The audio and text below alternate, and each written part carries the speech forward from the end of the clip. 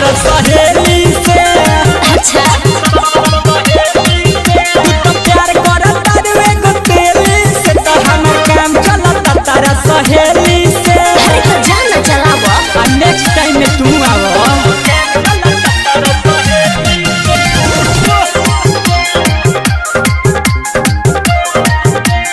ललचा recording studio Gopalganj.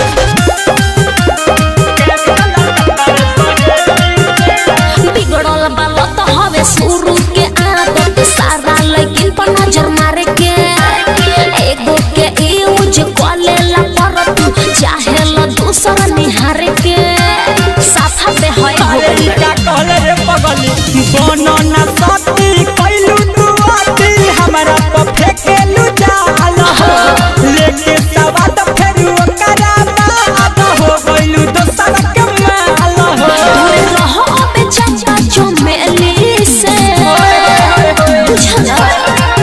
तू तो प्यार करत तारू एगो तेली से, तो हमर काम चलता तारा सहेली से। अरे तो मन न हाल हो तू तो प्यार करत तारू एगो तेली से, तो हमर काम चलता तारा सहेली से।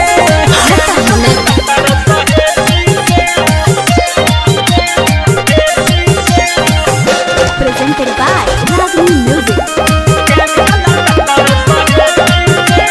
पूछू तू करो केहू मरो हमरा से काहे बतावेला, निर्मल योगेश भूले तो राजा हमरा पीछे काहे आवेला, साथा खत्म बाड़ो तू।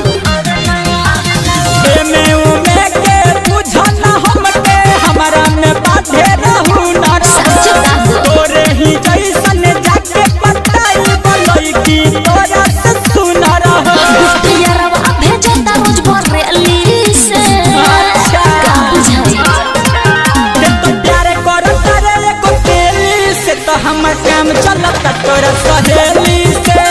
अरे का कहता ते तो प्यार करत रे एगो तेली से, तो हमर काम चलता तोरा सहेली से।